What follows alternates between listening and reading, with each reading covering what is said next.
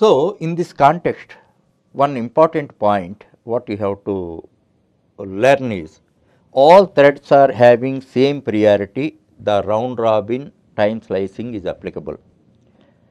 If you want, you may give high priority to one thread. So, here one thing I am telling you, a thread with a normal priority is in the running state. A thread in normal priority is in the running state, and at the time thread in high priority stands in the queue. That means came to a ready state. It is having preemptive right. Preemptive right means whoever are there enjoying the CPU's time should vacate and give it to that high priority thread. Then it again until the high priority thread completes its job, low priority thread or normal priority thread should stand in the queue. This point you have to understand. However, once again I explain, just I am giving a briefing. This is also like a real life, it is similar to a real life thing.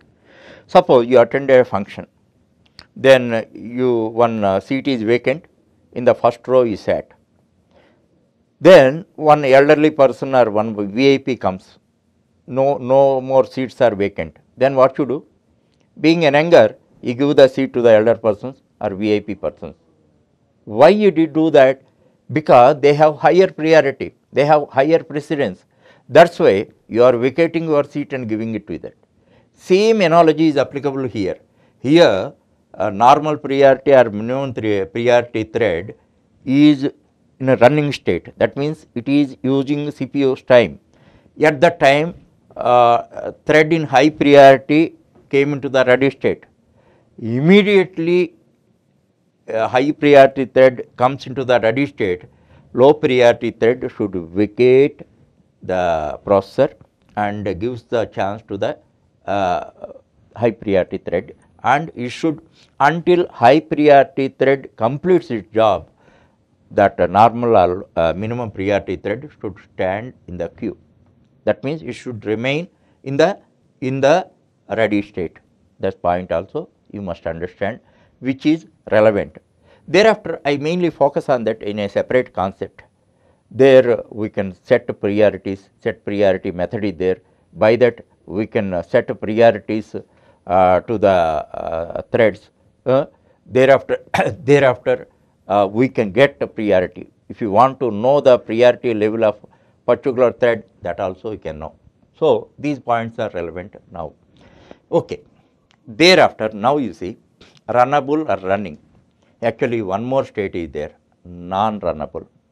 Actually, because of several reasons, I am going to explain later, the thread which is in a running state should go to non-runnable state. Non-runnable state and or waiting state. Non-runnable states are divided into two categories. One is waiting, other one is blocked. That also I have to give a lot of explanation.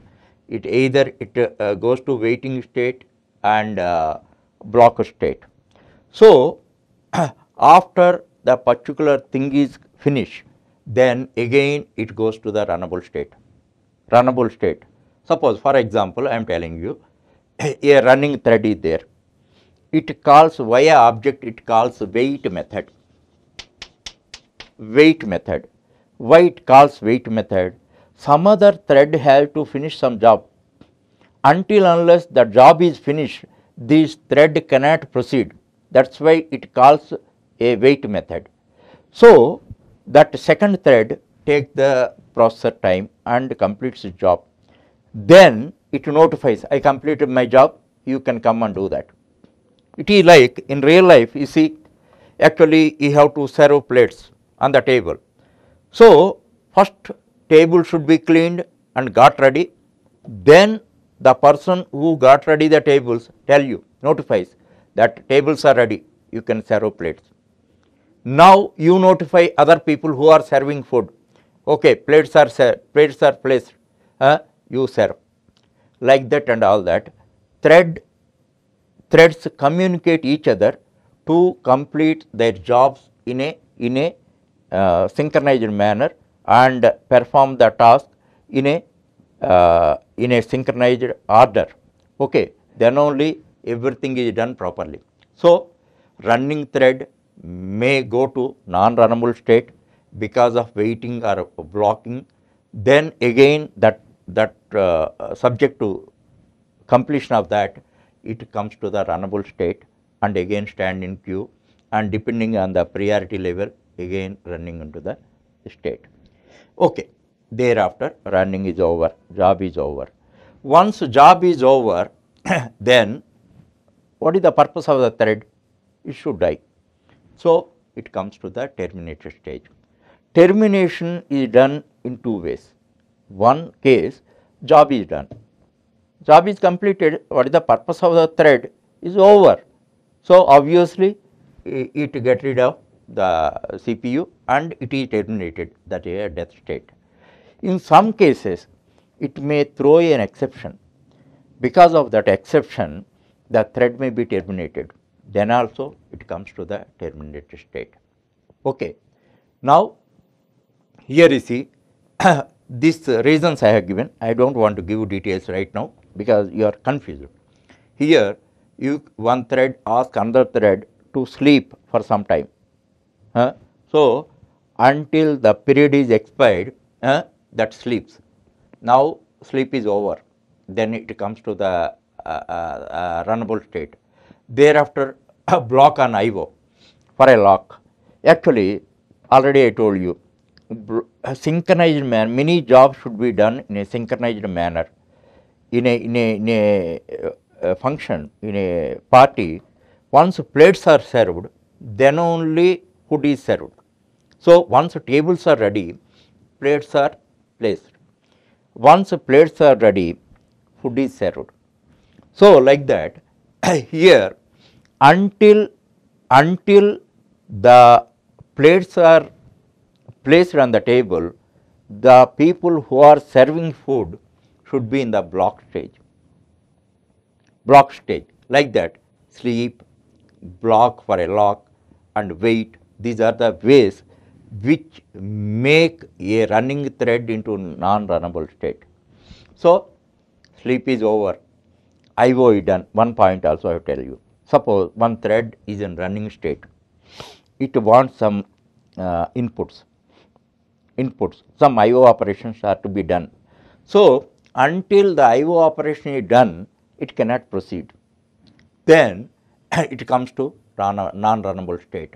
So, IO is done, lock is available. Lock means I have to give you a detailed explanation about that. That is, this example you keep in mind, until the plate is served on the table, who are supplying food should be in a block state. Okay. Like that you understand. So, once notify, once plates are served, what those people, the team will inform the servers, plates are served, plates are placed on the table, you can serve. Like that, in these states, a thread which is in non-runnable state comes to the runnable state. Okay. So, all this I have given here, and with this explanation you can understand this. You can understand this. Initially you study this. Now I have given a overall idea, not a complete idea, overall idea. First, if you get this idea, thereafter what is wait, what is sleep, what is lock, what is synchronization, all that concept wise we will learn.